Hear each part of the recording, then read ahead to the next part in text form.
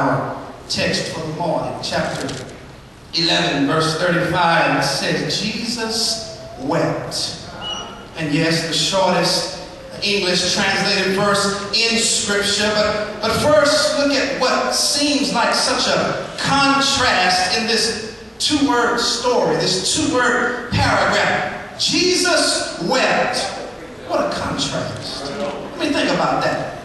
Jesus, all-powerful, weeping.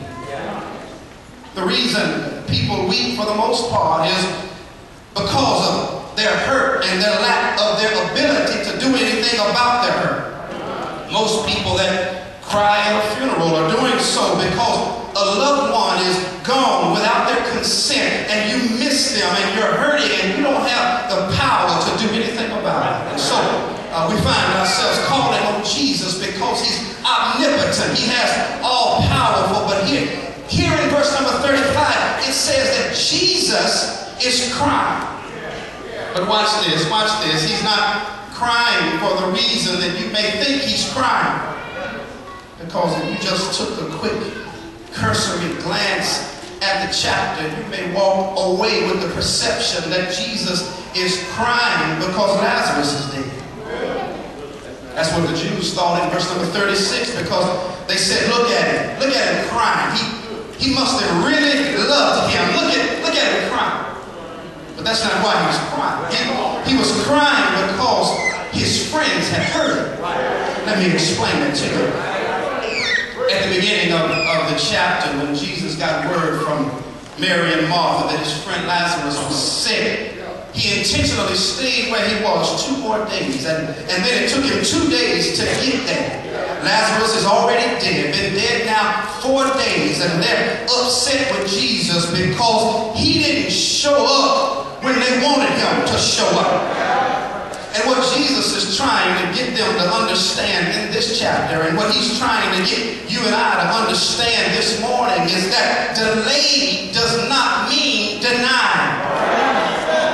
He stayed there 2 more days, but he said in the text that I had to do so. I had to do it so that the glory of God could be revealed. I had to do it so that you might believe. I mean, yes, we want him to show up when we call him.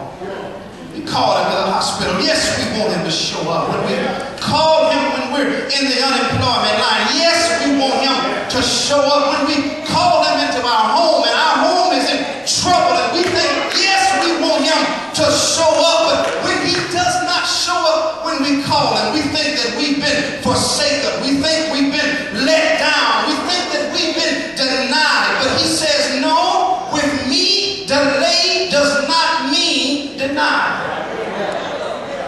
And so he tried to get them to see this. He tried to get them to understand it and to have faith in him and believe. But verse 35 says Jesus cries, not because Lazarus is dead, but because his friends doubt him and don't believe in him. And even Jesus can attest to the fact that it hurts when people that ought to believe in you don't. Oh yeah, it hurts when people that you thought you had trust with and you find out that you don't. That hurts. And so Jesus weeps here because he had to show his connect with their disconnect of faith. Listen, Jesus is not going to force you to have faith in him. He's not going to do it. He's not going to force you to love him. We were not created by God and then forced or made to love God. We have a choice. He's not going to force you. I mean, he could have if he wanted to, but who wants somebody to love them that's forced to love them? I mean, who wants to be in a relationship that they're forced to be in? That's an arranged marriage. Who wants that? There's no love there. And so Jesus says, I'm not going to force you to have faith in me. I'm not going to force you to believe in me. And since they didn't, it hurt him. And the textbook says that Jesus wept. He he cries. And there's nothing weak about that, because there's some things that if you have care, compassion, and concern for other people, there's some things that ought to make you cry. I mean, when you look at the mindset of some of our teenagers that would just as soon kill you as look at you, that ought to make you cry. When you look at young people now that have no regard for life or living, that ought to make you cry. You look at some parents now who are so concerned with getting their own groove back. Their children are raising themselves and are at the point of making their own decisions because mama's out trying to get hers and daddy's trying to get his, and you got children are left to fend for themselves. That ought to make you cry.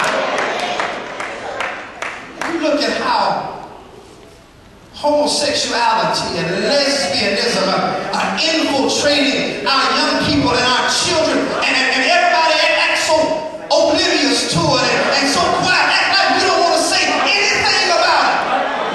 That ought to make you cry. For a Christian, a true child of God, to know that there are unsaved people walking the streets of Dallas, flirting with hell, that don't know Jesus. That ought to make you cry. There are some things that ought to make you cry. So the word says that Jesus wept. But he wasn't crying over Lazarus being dead, because he already knew what he was going to do. Resurrection was not a problem for him. He's crying because these are folk that have been with him, and they knew who he was and what he had done, and still they don't believe and have faith.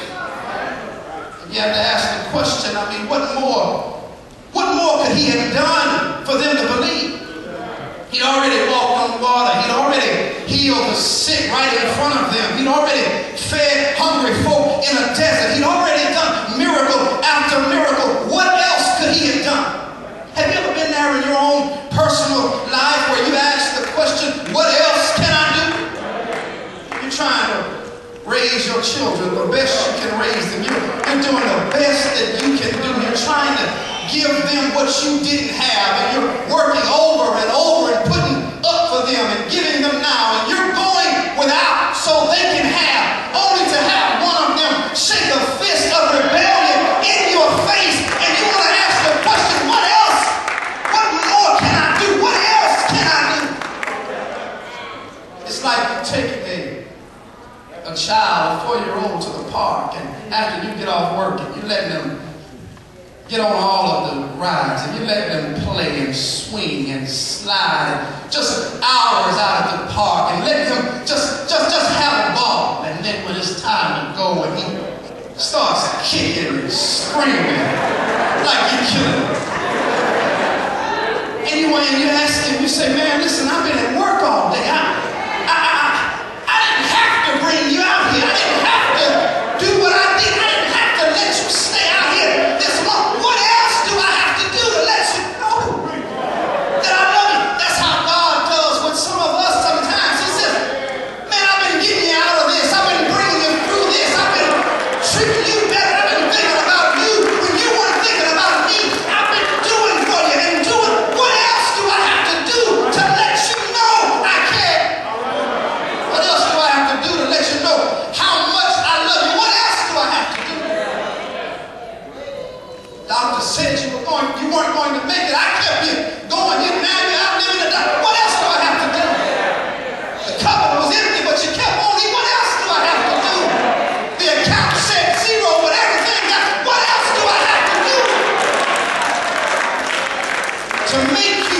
to make you love me? And so Jesus sees that they have no faith, because when they hear that he's on his way into town, Mary stays in the house. She's mad. She doesn't even come out to meet him. Martha comes out, and she runs up on Jesus in verse number 21 with her hands on her hip, and she's shaking her finger, and she said, if you had just come when we called you, if you had come when we've seen you do this for other people that didn't even let you come in their house. And here you've been all in our house, and we've fed you, we've taken care of you, we let you stay in the spare bedroom, and when we call you, you don't even come. Now Martha's arguing with Jesus, but then she gets herself together and she says, but even now, whatever you ask God, he'll give to you. Jesus says to her, he says, you will see your brother again. Now, mind you, she's still upset, and she says, I know I'll see him again. I mean, I go to Sabbath day school. I know about the eschaton